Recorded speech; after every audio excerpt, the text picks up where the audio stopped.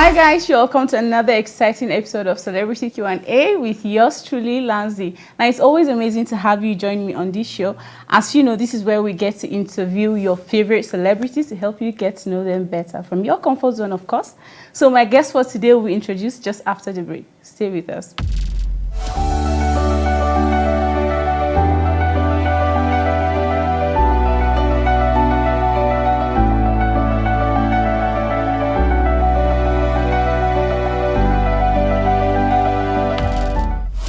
Hi guys, you're welcome back. So my guest for today is a content creator, a movie producer, a director extraordinaire, and the able CEO ITK, Innovative Television Content. His productions of amazing series like The Sons of Caliphate, Halita, Drawing Strength, and many more has indeed kept us glued to our TV screens over the years. Now please help me welcome Dimbo Atiya.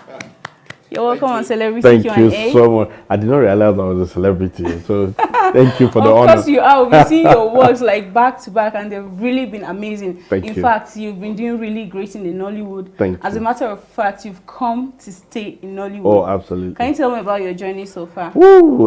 So the thing is that you'll be shocked that I didn't really plan in my life to be where I am today. Are you serious? Yes, seriously. Like, it wasn't something that I had thought of. I didn't grow up thinking I was going to be a filmmaker or be even in the entertainment industry. It wasn't something that you know how you have an idea of what you want to do. You want to be a pilot, you want to be a I don't think I ever thought about being here in my life. Okay, so how did it happen?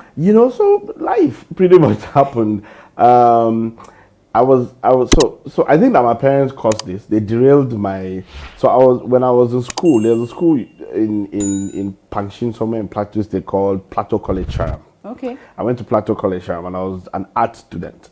Okay. And then I was going to go to SS1 when the SS1 thing started, and I was supposed to continue reading art so I can be a lawyer. But my mom decided, oh no, since I know people in science school, Kuru, government science school, Kuru, it happens to be the best government school at that time. She now took me without even consulting me and put me in science, in a science-oriented school. And that kind of derailed me because I was sitting there like, okay, I failed school. I won't lie to you. I was probably one of the last 5 people in my entire set. Yes, I flunked every science class that you can imagine. Are you serious? Yep, seriously, that's a fact, But after secondary school, and I went to SPS Kefi. There was something called SPS Kefi. Yes. And I just kind of started doing entertainment in school. Like, you just saying, they used to call me D Nice. D Nice. Can we add that to your name? My name is D Nice. My name is, I've forgotten the rap, but I used to perform on stage, and then you kind of realize I had a flair for entertainment, but that didn't take off. I still wasn't sure what I wanted to do in my life. After SPS Kefi, I was home pretty much doing nothing. I came back and then went to the Plateau State Polytechnic to study urban and regional planning. Oh my God. Yes. You asked me how I got there, I wouldn't know. It just happened. I was in school studying urban and regional planning. And then I'll call his name. Me and one of my friends, Henry Garba Buzu, we organized riot. Yes, I always will call his name so that they will know he was there. And a couple of students now decided to organize a demonstration in school for better amenities and and it turned into a riot. And they started looking for the people who did this thing. And yes, when we were found, we were expelled from school. Wow. And so I was at home doing nothing, like pretty much doing nothing. And then the Nigerian Institute of Journalism brought their campus to Jos. And the first director of the school, Mrs. Martina Kure, happened to be my mother's best friend. Okay. So she came home one day to visit and she found me just lazing about doing nothing. And she told my mom, she said, this boy is just wasting around here. Let him come. At least we started this school. Let him just come and at least do something, So I enrolled into the Nigerian Institute of Journalism. Reluctantly walked into that campus one day. I can imagine. Like they were pushing me with a stick because I just wasn't feeling it. Yeah. Journalist, me. Again. How? From art, science. You don't understand. It was like everywhere. Yeah. So I walked into the campus. My first class, I remember that day, was radio production. And this Hausa Fulani man with very thick accent, Malang Awa, was teaching. But his brilliance was on another level. By the time I finished that class, I was hooked on coming back the following day because I loved it. The guy was just brilliant. It was fantastic. I loved it, and that's how I got caught. I started coming and then we started radio campus, radio in the campus. And then me and a very good friend of mine called Kenzie Ngupa. He's I know actually, him. you know Kenzie? He Yes. actually works with the radio. That's how Kenzie started his career. Okay. So me and Kenzie now started doing, you know, production in campus, and I would do jingles. That's how my flair for entertainment started. One day I was having a conversation with somebody, and I was told that there's a film school in Jos. I don't know how my antenna just went ping, film school. Oh, that sounds like an interesting thing, you know. So I went and I found out there was a film school. Immediately I was done with the Institute of Journalism, and I went to the film school in Jos. That's how I got into filmmaking. Filming, yeah. I went into the film school. I didn't even finish it, to be honest. Like in my second year, this friend of mine was going to open up some studio here in Abuja, and I packed my things, and that's how I left. Came to Abuja. We started doing one or two things, and then I got the opportunity to work with Mo Abudu in 2008, I think. Okay. Yes, my first production. I had not produced anything in this life. That's a long time. Yes, long time ago. I went to Mo Abudu. She was looking for a producer for a new show called Niger Diamonds. Okay. And I had this brilliant idea how I was going to execute it. I'd never done it before. But then being the person that she is, that's the amazing thing about Mo Abudu. A lot of people don't know. She knows how to give people the opportunity. And instantly she looked at me and she said, "Oh yeah, come and do the work." Money was put into my account, and for 13 weeks with about 18 guys in my crew, we went around this country searching for amazing stories, and that's how we executed that. And that was where I took off in terms of my career as a TV producer initially. You know, I thought I was going to be a director, but I now found out that I had this strength in organizing people and getting things done. That's how my producing career started. So pretty much that's how everything started. And then 2012, went to school, came back, decided to start my own company, and here we are. Wow. Yes, Amazing that's story. a summary of the gist. Yeah. There's more to it. Summary of the We're going gist. to enter the details after this. Yes. All right. So it's very obvious that Mo Abudu was there. Yeah. For you. Absolutely. Like at the, I was actually thinking you started working with her on Sons of Caliphate. No. It was actually Niger Diamonds. That was the first time I worked.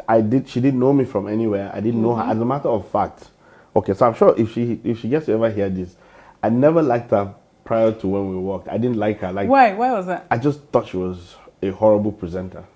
Oh. Yes, I'm saying this for the first time on television anywhere, but there's a reason why. Okay. And you know how you see people from a distance and you just conclude things about them? That was the kind of mentality I had about her. So when I got the job, my fiance at that time, who happens to be my wife right now, she was like, "So how are you going to do this? You don't like this woman?" I'm like, "A job is a job. I'll just go and do my best." But the moment I met Mo Abudu, the moment I met her, everything about the perception I had about her went out the window. Everything about her changed. Like she was such an amazing person. And like I said, she didn't know me from anywhere.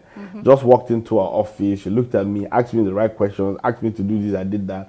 And that was how she took a huge risk and a huge chance in giving me the opportunity to do and produce Niger Diamonds. And for me, I wanted to prove a point to her that I could do this, and I got it done. Like really, really executed it. She was so happy, and she was about to do, I think, season 9 of Moment to More. And I was not like, you know what? They commissioned me to come and do some episodes, Moment to More.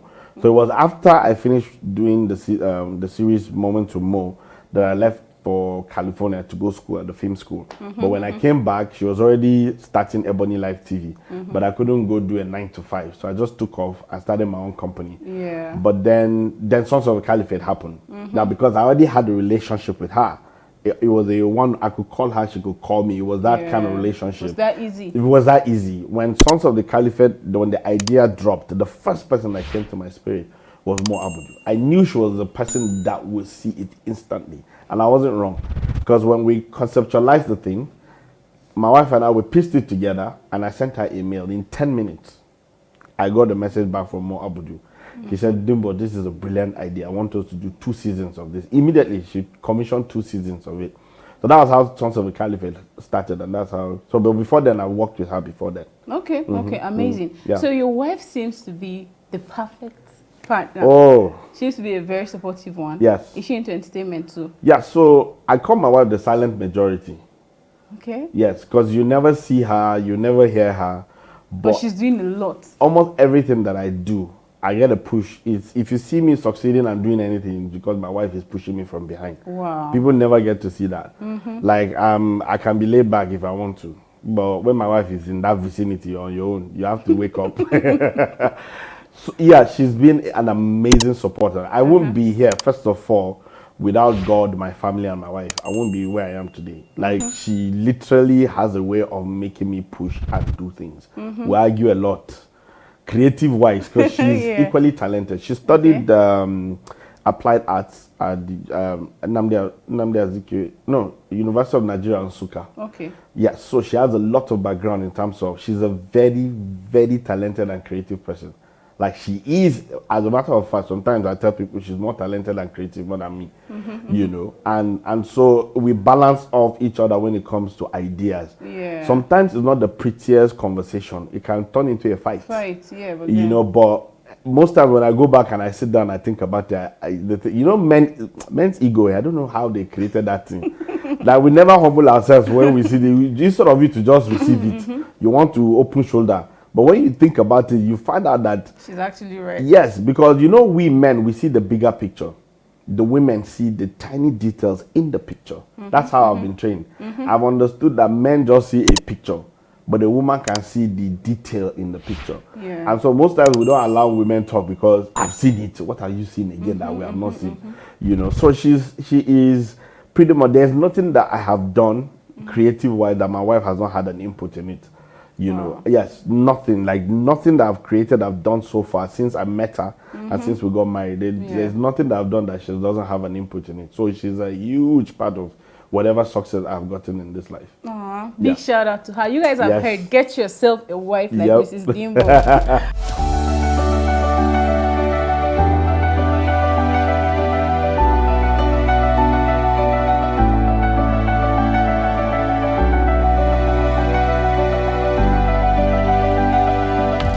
And I've also noticed that most of your productions are family serving. Oh yeah. Is there a story behind that? Oh, Is there a absolutely. reason you chose to? Oh, absolutely. I'm a proper Just boy. Born, bred, buttered, fried, roasted. I'm a J-Town boy, but a lot of people don't know I'm from Nasarawa State originally. Okay. You know, I come from Nasarawa State, Wamba. My village is called Arum Tumara. Okay. A lot of people don't know that because I am. You represent I am Jos, J-Town, in and out. You know, and so growing up in Jos, of course, you grow up around the family unit. There's a lot of the family thing that happens in Jos. Family is strong for those of us who grew up in Jos, you know, and so that's one part of it. But I grew up watching a lot of productions that late Madazi. I don't know if you know who Madazi is.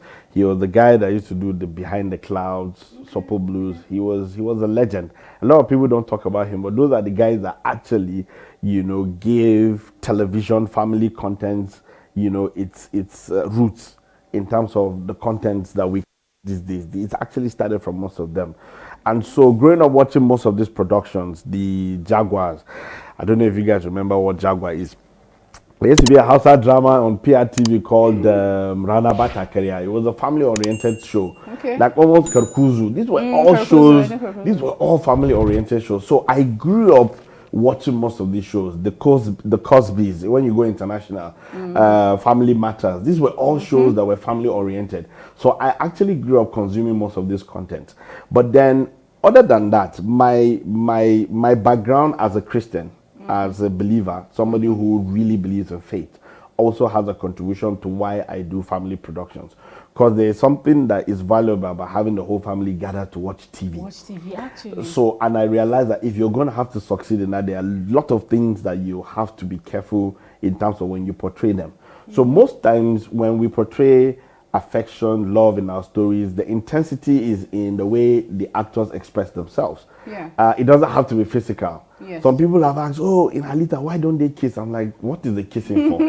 Why? How does it help the story? They're in love, so Exactly. they How have to does show it push you? the story further? If there is a place where there must be a kissing, it has to be a reason why they are kissing. Yes. Not just kissing for the sake of kissing.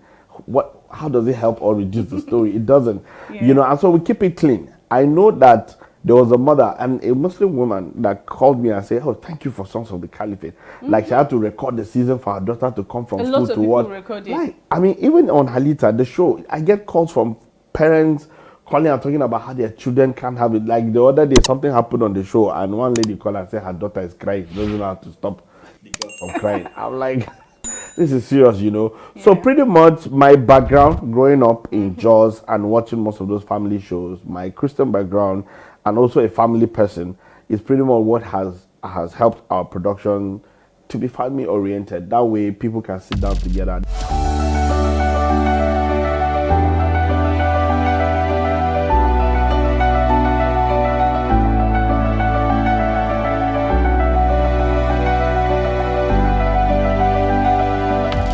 Commendable. Yeah, absolutely. All right, so I've been following you on social media and I've been seeing you and Mofe Duncan bombarding us with the hashtag of your new project, The Plan. Yes. Yeah. Can you tell us about that? Ooh, so the plan was something that me and Rahama Sadao, we were just having a conversation the other day, and instantly we just started talking about what if we had a production, you know, let's do something quick, sharp, you know, a limited series.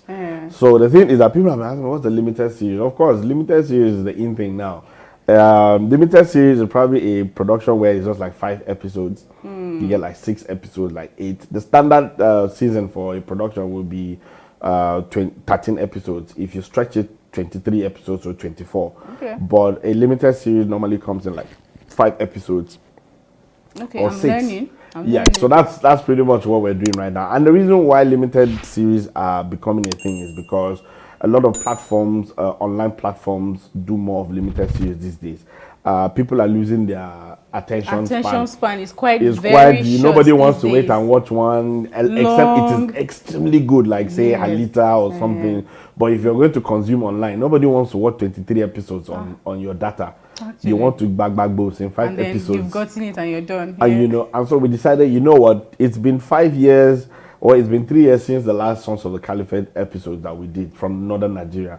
And we figured, you know what, while we're waiting for a season 3 to happen, can we just do something? Let's just do something now, because I mean, so we just Kukuma started talking. It started like a play, like a joke, and before we knew what was happening, the idea entered. I just started writing. I wrote the plan in less than 4 days. Woo. Yes. Amazing. It kept coming. In less than Okay. 4 days, I had the plan. Called up Biodun Kofureji, who is one of our writers in Lagos, and I sent her the Jaga Jaga draft. And before I knew what was happening, we had the script, 5 episodes, you know. And when we sent it to the actors, man, they were like, Everybody love it. you know what, let's do this. Like, let's jump on this day. And before I knew what was happening, we had the production in our hands to start up. And it's been crazy. The way this show is turning out. I didn't give it the in my head, I didn't think that was going to be this big. But as we started filming, oh my goodness, like in my head I'm thinking, what are we creating? This is a monster already. Like I don't hype myself or the work that I do, but this one I have to, because the production value for the plan, it's really a beautiful story about 3 friends. You get to see how friendships can get complicated in the snap of a finger. So from good to this, in just like this, you know, and in 5 episodes, no, it has to be back bows. You're not dragging any story. The moment it starts, it is fire for fire to the end of it. So I'm sure that people are going to enjoy, because it has a lot of some of your favorite actors in it, like you rightly said. Rahama Sadao, Rosie Mura is there, Onyinye from Halita, who plays Dosha, and then there's Mofe Duncan, Paul Sambo, Yakubu Mohammed, Ali Nuhu. It's a ride. going to be bad. You don't understand. Like, it's there. There's this young actor that I started working with these days. His name is Adams. Adams is an amazing actor, and he's doing such an amazing job. And then there's Sir Victor Decker, who plays the old man in the story. I mean, it's an amazing cast, and it's a good story. Very, very interesting. Well, we're actually super anticipating it.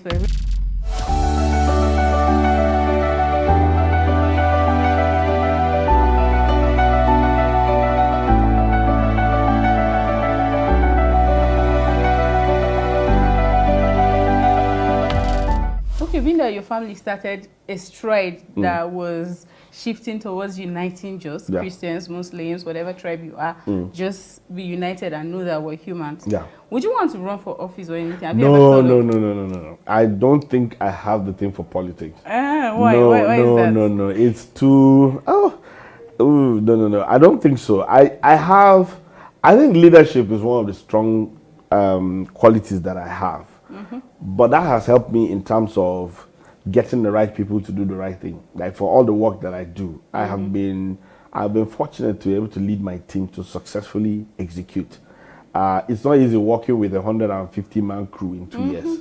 I mean, it's not easy working with actors who will probably come on set and probably spend the whole day and not even do work for a day, but you have to find a way to pacify them. You know, I've had the privilege of working with so many people and have the privilege of having to put them in a situation where they understand that I care enough for them, you know, and that has given me the edge to succeed.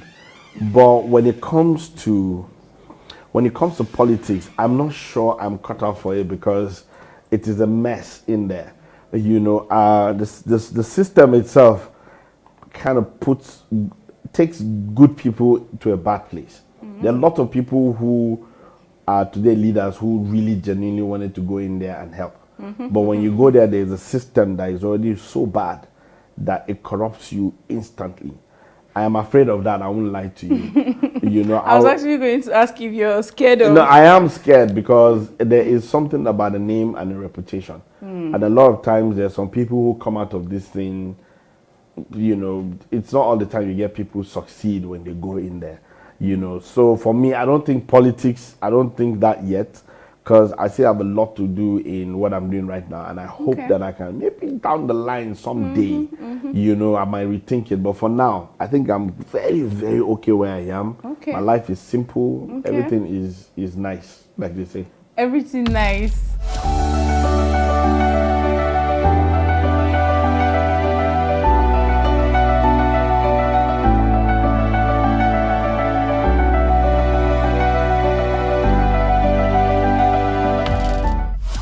Hi guys, you're welcome back, and this is our game segment of the show. Are you ready? Well, bring it on. Let's see. You're going to love this, I bet. Okay. So the game today is scenarios. Okay. What will Dimbo do? Wow. So we want to play some scenarios to find out what is it you will do. Okay. All right. Are you ready? Okay, let's try it. Let's see. All right. So the first one is you cast an A-list actor for a movie and he's been very unprofessional on set. How would you handle it? So I'll have a talk with this professional first of all, and then I'll have to put my foot down and let you know that you are not here on holiday. You are here to work, and you better work because you're not doing any charity. You've been paid to do your job. So it has to be said. You know, if you don't say it, then people take it for granted. I've actually had those situations. You know, I've had to deal with actors like that. But then most times I'm always ready to take the next step if it gets out of hand, because as a producer, always make sure that you have a plan B. Okay. Always. Okay. Yeah. Okay. So that's what I'll do. First, we'll have a talk, and then if it gets out of hand, you're out of my set. Wow. You're fired.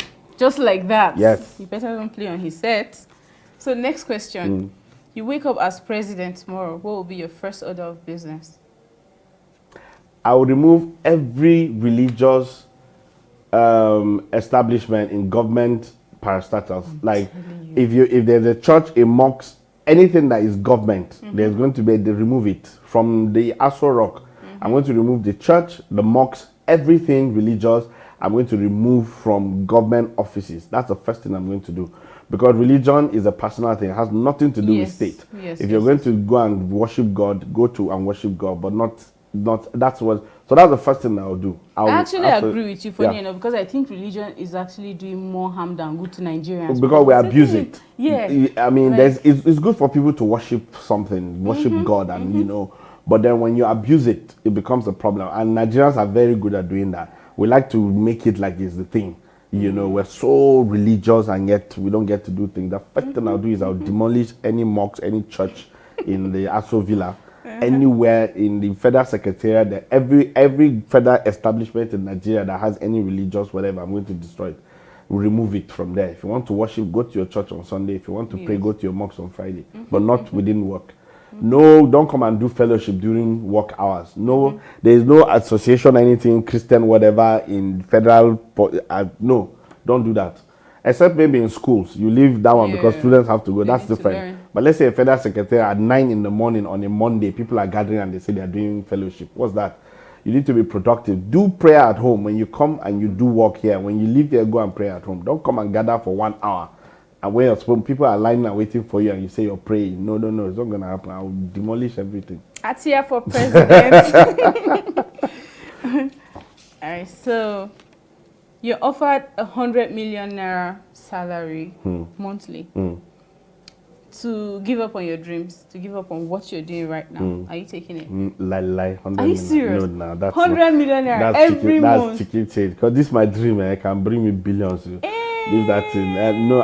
And other than that is that I love what I'm doing. It's, you don't get it. Like, I wake up every day for this thing. Excited to do it what you're gets doing. Me going. Like, you can't have me do anything So else. what if we make it $100 million? Story for the gods. I won't take it. I will do what I'm doing right now, because if you give me $100 million, I'll go mad every month. All right, so you come back home to your mom and wife fighting. Apparently, they had an argument earlier. In the process, your mom slaps your wife and your wife retaliated. How would you judge the matter? I'll just walk into the bedroom and sleep. Are you serious? I'll leave. Let me play another family one for you and see. Your dad stops by at your office to say hi, then decided to follow you home. He sits obviously at the front seat when you're driving. Now, on your way back home, get a call from your wife to pick her up on your way. Knowing that she hates to sit at the back, would you tell your dad to excuse her to the back seat? For what now? I seen it's not even possible that will happen. Like, I can't even marry a wife that will expect that my dad will leave the front seat and sit for what now? How will it's not the same car that we're going. Yeah. You know, so I can't do that. Like, if you sit at the back, it won't kill you. Yeah, it doesn't matter. I mean, I can't. It won't happen. It's but you know, there's always this drag about front seats. I don't understand what the thing is. I think that mothers should leave their sons and their wives alone. He's married. What's all this thing? You know, don't come and be dragging with a wife. You know, and then the wife should also know that there's a limit to how you can be disrespectful. You know, there's sometimes where you stand your ground when you know that your husband is with you. Don't go and stand alone, because if you stand alone, your husband will go and look for a side chick. Because so make sure that you have your husband on your corner. I'm not talking about manipulating him. I'm talking about him understanding that, look, you have rights as my wife. And your mom is just being, my mom is just being a little bit overbearing and ridiculous, you know. But I'm going to have a conversation with my mother about that. But no wife of mine is going to insult or talk down on my mother. It's not possible. That won't happen. There's a way that will handle it. But any man that allows that to happen in his house, he also has a problem. So that's where the problem is. Not the two women that have the problem. It's the man that allowed that problem to happen. That's where the problem is. Because if you come to my house as my mother, you need to know that my wife is here. But then my wife also needs to understand that this is my mother. Like, even me, I can't talk down on her. So you do not have the right to do that. But we're going to set rules. You know that my wife also has powers in this house. It's as simple as that. I think it starts from how you present your wife to your family, or how you treat her in front of people. You know, for me, my wife and I, almost everything that I buy in this life has her name on it. They know that I don't own anything in my house alone. They know that my wife is part of it. You can't call my wife and ask her for money. It's not possible. Unless the two of you connive and do it behind my back. That's different. You know, but you have to come through me if you have to go to my wife. Even though I know that my siblings and my wife, they always do this in my back. I know that. But please, for every man that is having this issue in your house, I think the problem is you. Keep it straight. Make sure that you sort out those two angles. That way, everybody should know their roles. And yes, their it starts limits. from you. You must define who your wife is in your life and your family, and your wife must also understand how important your relationship with your family is. That has to be said and defined. If not, you don't blame the women when they start fighting. All right, thank you so much. We have come to the end of the episode today. I wish we just keep going and just keep going. I enjoy you. Actually, you're one of my favorite guests. I had the ball. I wish we can just continue. We'll definitely continue. Well, one of these days we'll find time and do it sure. again. Yeah. I'll come over. We'll continue. Thank you so much for coming on. Thank you so much for having me. We hope to have you and have your cast too. Please, anytime you want, just let me know. I could arrange for any of them to come have an interview. You know, just talk anytime. All right, thank you so much. All right, guys, so that was it for today on Celebrity Q&A. Thank you so much for joining Dimbo and I. Don't forget, you can follow us on all our social media platforms, Facebook, Instagram, and Twitter at ViewerTVNG. You could also follow me personally at Lanzy_J. Until I come your way next time. Bye.